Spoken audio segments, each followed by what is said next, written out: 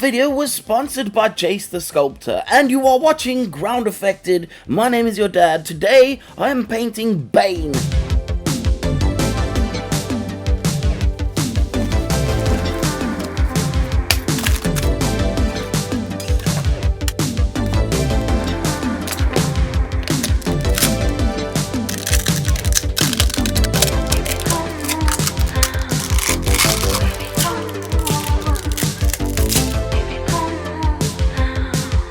If you've ever watched a YouTube video before, you would know that most YouTubers tend to make videos about 480,000 other things other than the thing that they are actually currently making, and about 27 minutes in, you will find out what it is that they're doing. I don't do that. This is straight in. You could not get any more balls deep than what we are currently right now. I have printed some parts on this model in transparent resin, and I have painted that with a bright fluorescent green from Citadel paints, and thus forth this will be sprayed with a gloss clear coat and painted later. We'll get back to that in a little bit, but first I need to use some primer to paint over everything, and I have been using this Kaleido primer for the last few months, and genuinely kind of like it. It is a little bit shiny, which is kind of annoying, but it is nothing that matte layer over the top can't solve, and realistically it is a primer, so of course if you're relying on the black undercoat of your primer to be the black color, well then it's going to be slightly shiny and you need a matte coat over the top. However, I'm not doing that, and usually I cover it up with most of the paints. Anyway, all of that nonsense aside, there is what appears to be some form of a lighting source on the base in the form of the words or word Bane, and so for this I painted that fluorescent green, but I also painted white back over the top. This will give it a slight underglow, and in the renders it is a little bit bright and shiny and takes away your attention, so I'm going to try to reduce that a little bit in the way I paint this. I painted his pants with a black grey. This is over the top just to create some highlights over the top of what essentially is meant to be a dark grey or black pair of trouser, but in order to make them a little bit more grimy like I feel Bane would be, I sprayed over the top of that some skeleton horde just to make it look a little bit more dirty. I'm then going to take some silver and I'm going to just touch up a bit on those metal pieces that I painted earlier. Now it is time to add a zenithal highlight, or in my case possibly more like a volumetric highlight, and I use a primer just to do this, but you can use a white ink for that, which is usually the general go-to because of the consistency of the paint and how smooth it comes out. For the little cape thing dangling on the base, I used a grey in the highlights and a black in the shadows. This was really simple, and to get a little bit more depth out of those metal pieces, I used Griff Charger Grey, which is a blue kind of grey color that I sprayed into the shadows of those, so they're not just a plain boring silver. I'm now going to add the main skin tones onto the body, and for this I'm doing a mostly coverage kind of thing. I don't really know how to explain this, but I'm not fully covering any of the black areas up, and the reason for this is because I want them to stand out in the shadows later on when I come back and paint the actual skin tones. I'm going to take dark silver and dry brush that over the little drain thing that is in the base, and using a bright silver to catch the edges, I will do that to both the drain and the other drain cover that is got the Gotham City writing on it, as well as the Batman throwing stars things. Anyway, moving on, I'm going to take this green and a neutral grey, and this might seem a bit weird, but I'm going to dry brush the green over the bricks first. Now technically your brain is going to tell you that while it is on its own it's going to be green, but when you put the grey over the top it hides quite a lot of that, but you have an undertone of green, meaning that you have some colour in this grey mass of concrete stuff. Really, if you're going to paint concrete, it's mostly grey, and grey is such a boring colour, so in order to bring that colour in, I used green instead. Now, to add a little bit more colour to it as well, I'm going to use this reddish brown, and if you think about this carefully, complementary colors work as such. Green is the complementary color to brown, so even though it is super subtle, these two colors are complementing each other on the base, whether we like it or not. And while I add the pigment powders, I'm going to quickly tell you about the sponsor of this video. This is Jace the Sculptor. You can find them over on Patreon, and I will leave a link for them in the description. They create, obviously, 3D models that you can print for yourself in your own house. Now, of course, if you have a 3D 3D printer, this is a very good thing because you can just subscribe and you will get a model. Like in this instance, I have gotten the Bane statue, and I can print this in any scale that I want and paint it however I want. If I wanted to paint him like a pink Power Ranger, I could do that, but I'm not going to, obviously. And I would definitely encourage you to go check out in the description and go and check out Jace the Sculptor while I get back to painting the glow on this base, which I use Tesseract Glow for, and I spray this pretty much over everything. I am keeping in mind the direction of light, and this is why I move my airbrush from left to right when doing this. Now, taking a color you would not think is the color for black boots, which is bronze green in this case, I'm going to spray this over the top of the black that I had originally laid down. Then taking some black gray, I'm going to paint over all of the laces on these boots. I will also use a dark silver over the buckled or metalled areas that the laces go through. Now, this is a super subtle effect, but because of this, it is a little bit more, I don't know, realistic, but not realistic at the same time. Obviously, I want these boots to just appear to be black, but they can't just be a simple one color black, because that wouldn't look as great as doing exactly what I'm doing. Now, taking a little bit of panel wash, I can paint that over just the sole area of the shoe,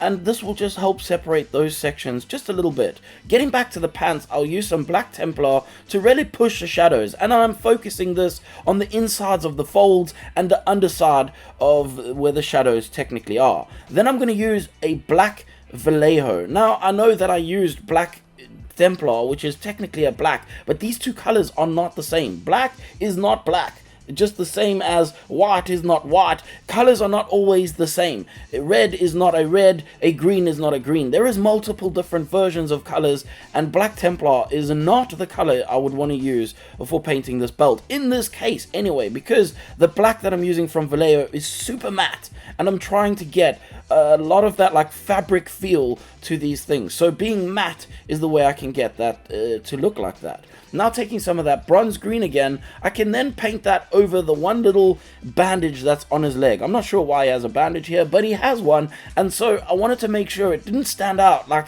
a sore thumb, and I paint it with this bronze green because this way it kind of ties into everything and doesn't look like it is just this white thing on the side of his leg, but it will still look a little bit different to the rest of the model.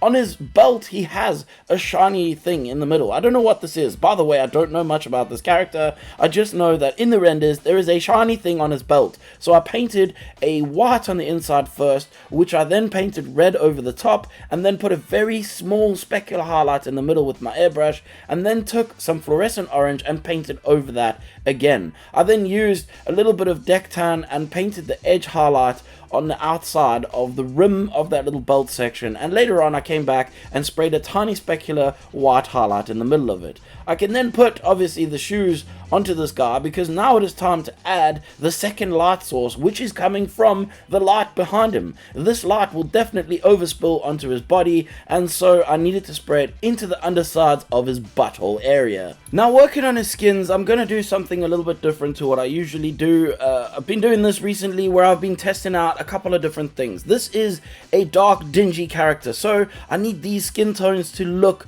equally dark and dingy, but at the same time I still want depth out of all of it. So I'm going to take this burnt flesh color, which is a reddish kind of brown color, and I'm going to spray this into all the areas that were left over when I did the original German orange layer. This goes over black, meaning that the color is a little bit darker than it actually normally is, and where it goes over the lighter areas, it will be a little bit lighter. I took some German orange back over the top of that in order to just smooth things out a bit, because it was a little bit harsh, the difference between the shadow and the lighter areas. Now taking some rosy flesh, this is to brighten things up just a little bit, but I still want to keep quite a bit of the pink into the skin at this point, and I'm going to paint this over all the highlight areas of the muscle. If you break down the muscles into basically spheres or something of that like, you can think about where the highlight would be on the top of it, and you just kind of put a specular highlight on each muscle. I then sprayed Guilliman flesh into the shadows of everything in order to darken it all up just a little bit more. Now to bring some pink back into to that, I used Orcish Dermis, quite thin, probably 50-50 with water in my airbrush, and sprayed that over mostly everything in the shadows. I'm then going to take a much brighter skin tone and paint that onto the specular highlights. You can see I'm focusing just on the top portions of the muscle, and you can also see how there is a gradation starting to appear over each and every individual muscle as I'm working along. Now, using some Guilliman flesh, I'm going to go back in and shape all of those muscles by basically drawing lines in between each and every single individual muscle. It's pretty simple to do this. You turn your airbrush compression all the way down. The pressure needs to be really like low, but not low enough that it speckles, but low enough that you can still spray. This means you can get closer to the model, and by getting closer you can make thinner little lines, and as you get further away those lines get thicker and more coverage is happening. I also sprayed a large coverage of a very thin layer of yellow in order to just bring some saturation back to everything. Then, using a semi-gloss, I sprayed that over the top of it all so that the skin tones are not fully matte. After that, I can move on to painting all the accessories that are on this model. So, for example, on his arms he has some bands, and for most of this stuff I'm going to paint them in literally simple colors. Now, I know this might seem crazy, but my style is one of this. I'm going to make certain areas that you would look at on the model to be as detailed as they possibly can be. Other areas I'm not going to pay as much attention to. For example, the bands on his arm and the gloves, they don't need that much attention to be paid to. They can be singular colors and no one would ever think any different, but I'm going to add a couple of little details to them. So, for example, a solid color over the area on the inside of the wrist where his pipes go into, and I'm also going to use a gray over the band that goes across the top of his arm, and I will also use a gloss clear over the little knuckle areas, those little circles on his knuckles. I'm going to put gloss clear over the top of that in order to make those look like a slightly different surface than the rest of the model. This will also look different. When it dries, the black will look different. Matte black is not the same color as what a gloss black is. I'm now going to take some skeleton horde and I'm going to paint that over his thumbnail to make them look nice and dirty. I can then take these tubes that I painted earlier and I can stick them into the place that they're meant to be, which press fit incredibly well, by the way. I'm very surprised at how nicely these things fitted.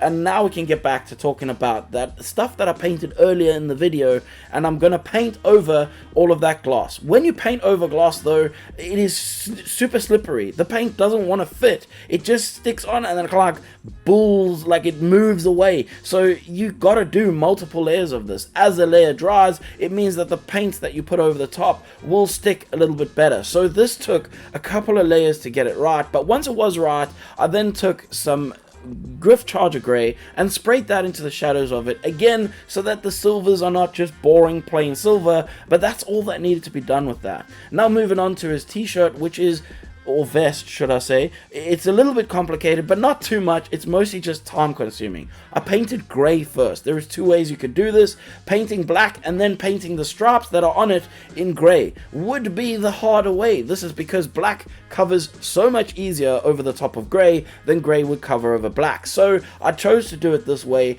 and basically just use Black Templar, and the reason for using this color was that it is already thinned and quite a loose color that paints and flows fairly well. So I decided to use this rather than putting a color on my wet palette and constantly checking the thickness of the paint in order to make sure that it flows well. Once this is done, I took a light grey and I painted that over the seams on the vest. This is done very carefully on one side, and the other side is basically just trying not to get any of it on the skin.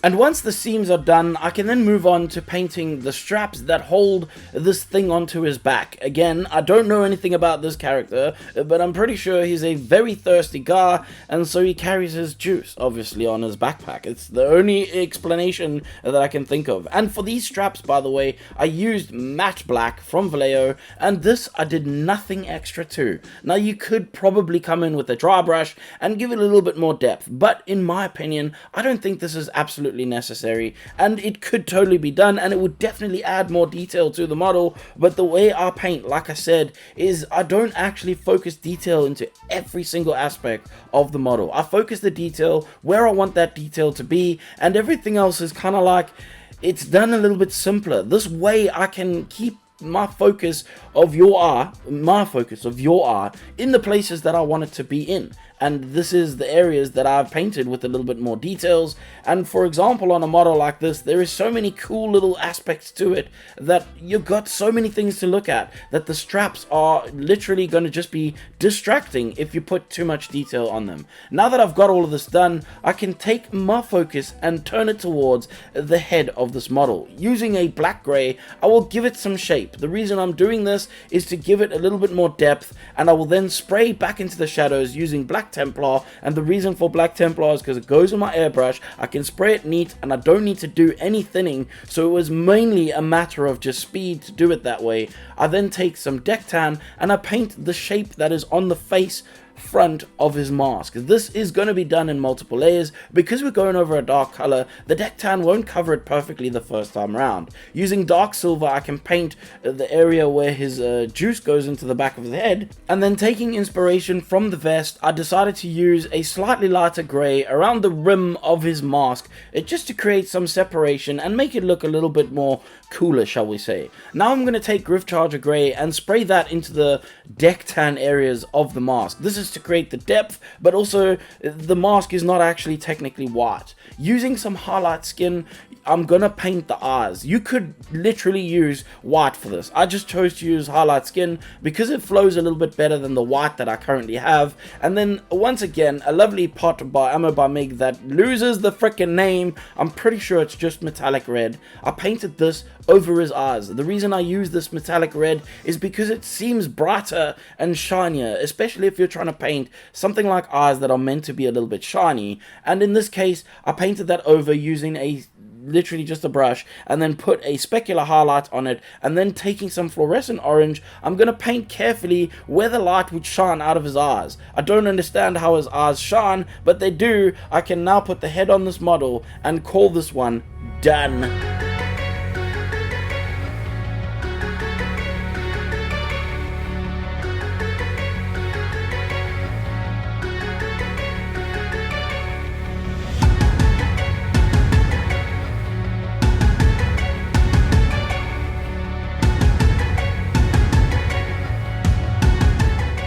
I hope that once you stand up from the toilet after watching this video, you have the confidence to run to your painting table and paint your own model without any cares for the worries of how difficult it may or may not be. My main focus with making videos like this is just to give people confidence, help you understand the knowledge that goes into painting stuff like this. This is not a talent, in my opinion. This is a skill, and it can be learned. 5 years ago, I didn't even know you could paint these things. I don't even know how I thought things were painted before that, but I do know that I thought this was impossible for me to do, and I've learned these skills over the last 5 years. Now, of course, I do have an artistic background, but again, these are just skills that you learn through practice, repetition, and just study. This is why artists talk about study, and this is why I like actually painting so many models all at once, is because I'm studying. As I'm doing this, every video you watch is basically me doing my studying for art school. That's all it is, and because of that, I'm getting better as I get along. So if you are a little bit worried about painting your model, well, don't be. Just jump in, throw yourself at it, and over time you will start to pick up the skills that you need to create models that you are actually wanting to make. Of course, I want to say a massive thank you to everybody who watches these videos. Also, even more so, a thank you to the Patreons who actually help keep the lights on, and genuinely without them, these videos would not be possible. This is the time of the video where I get to say my favorite part, but before I say that, go into the description and go and show Jace the Sculptor some love. And now is the time that I can tell you, if you didn't like anything you saw, I really don't care, and you now should probably f*** off.